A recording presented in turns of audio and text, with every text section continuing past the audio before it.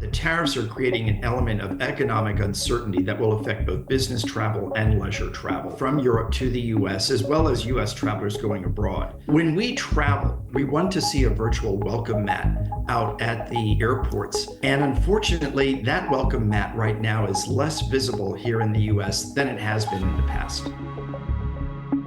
Tourism to the United States is falling while it's growing elsewhere. So is this a reaction to Donald Trump's policies?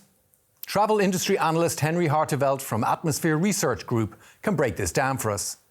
Henry, thanks for joining us today. And maybe we start off by, can we say definitively that air travel into the US has been falling because of this new administration? We believe that air travel to the US has been falling in part because of the administration, some of its rhetoric and some of its actions.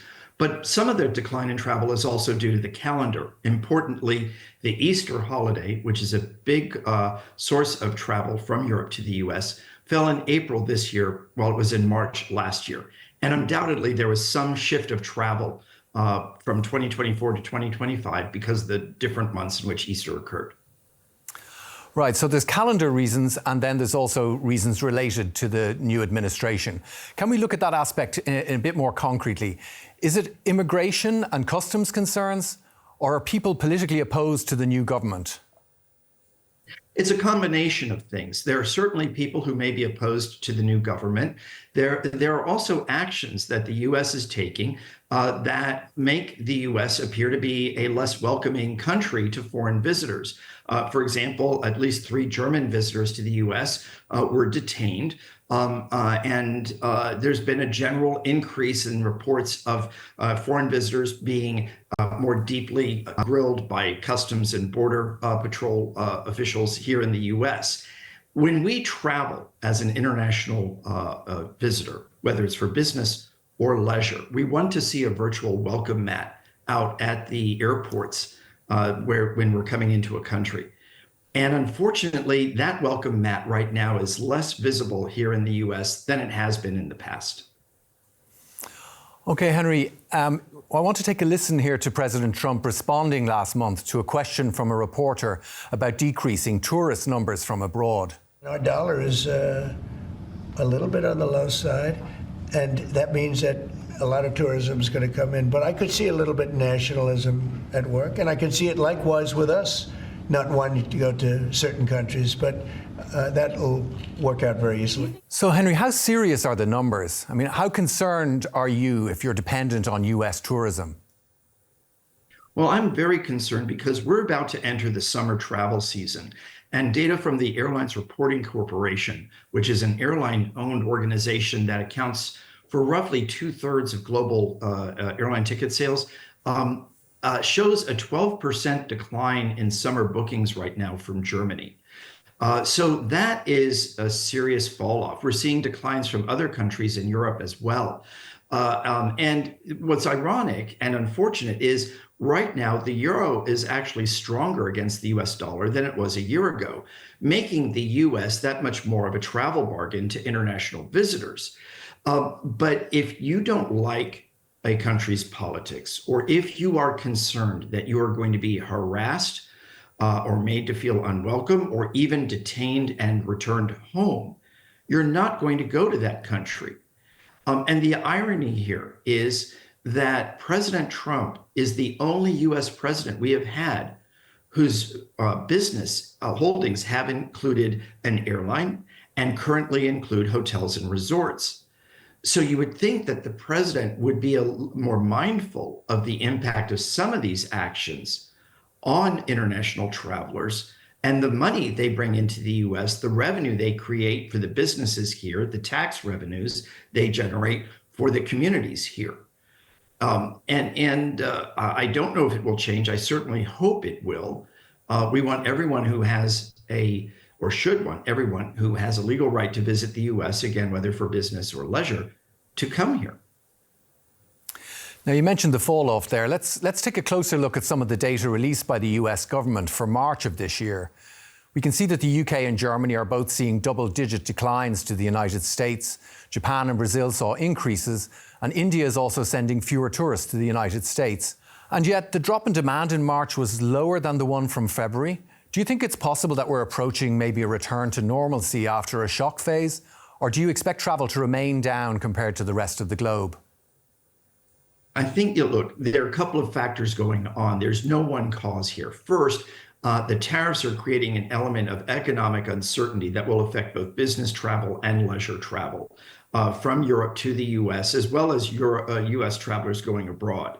Lufthansa has said that it is seeing more softness in its European leisure demand than transatlantic leisure demand right now.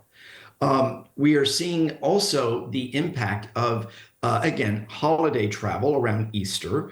And we are approaching summer travel. And summer travel is really the big part of the industry. It's where a lot of revenue and a lot of profit is generated for the industry.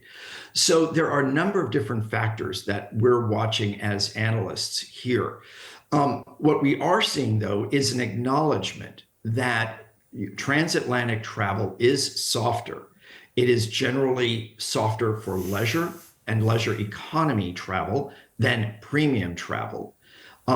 I'm aware of some organizations that plan to move meetings abroad later this year and next year because they don't want to take a risk that their attendees will be denied entry or hassled or even returned home if they're coming to the US. So there are a lot of things that are happening in travel, and they're alarming to me as an analyst because, again, international visitors account for a significant portion of our travelers. They tend to stay longer in the US, and they tend to spend more than domestic travelers.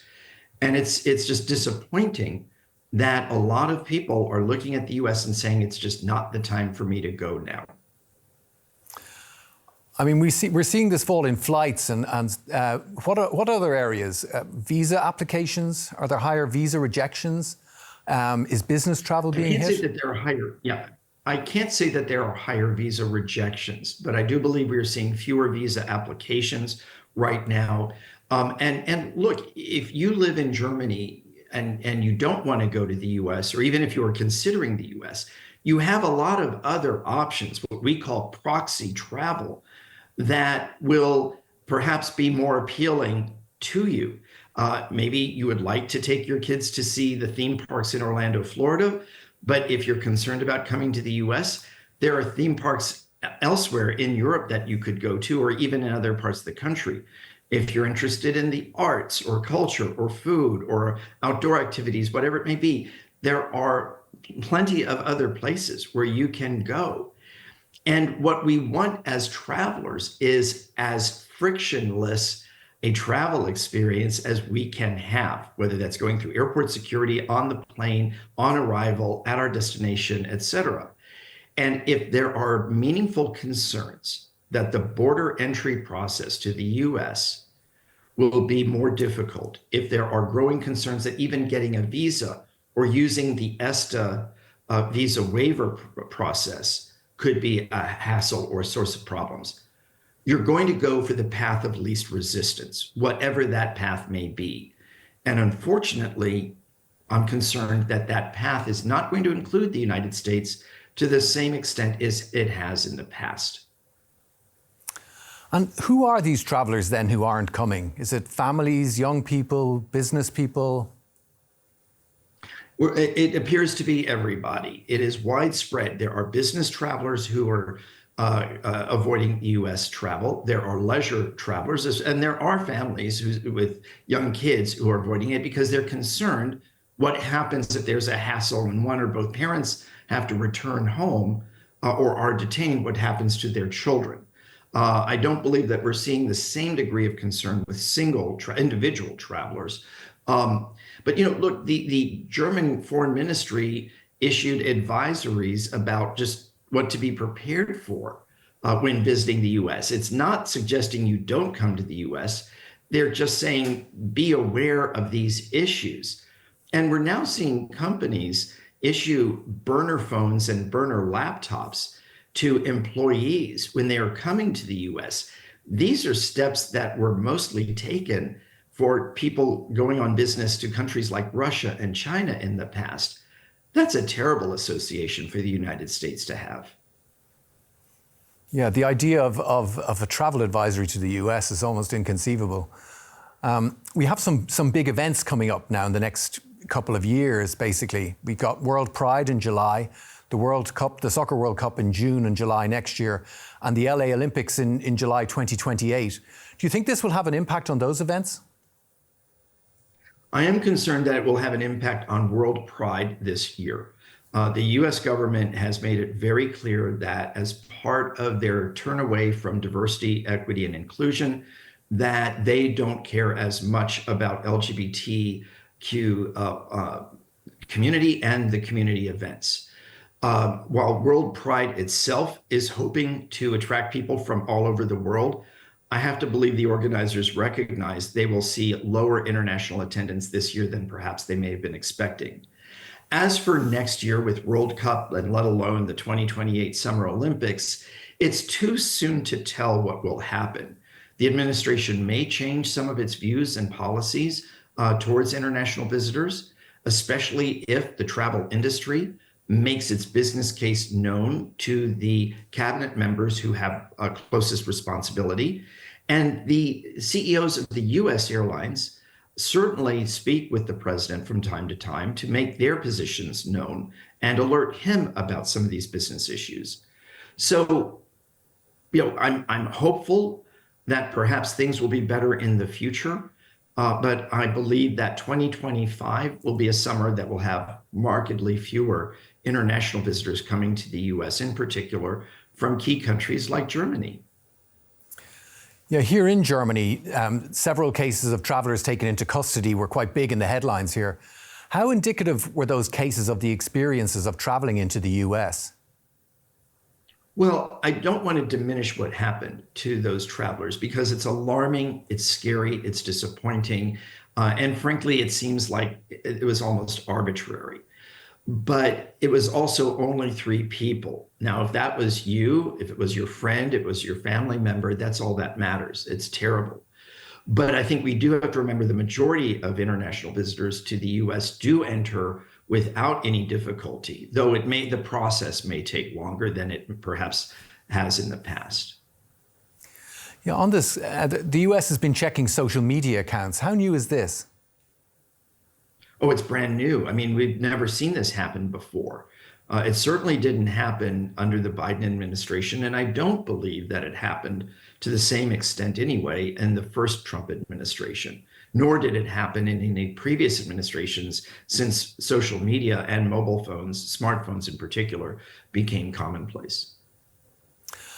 And what about for international businesses with footprints in the US? Do you think there's a new level of concern about their employees? There absolutely is a new level of concern amongst international businesses that have operations in the US, whether those companies are headquartered in the US or headquartered elsewhere. We are seeing these companies issue advisories to their employees about how to travel to the US. In some cases, some of these companies are urging or requiring their employees to use burner phones and burner laptops so that there is no sensitive information stored on that in case these visitors are subject to examination of those devices on entry to the US. And what about other regions? Do other regions benefit from falling travel to the US? Well, it's imagine, if you will, that there are a series of silos, with each silo being a country. If the silo in one country empties and it's connected to others, those other country silos are going to fill up more.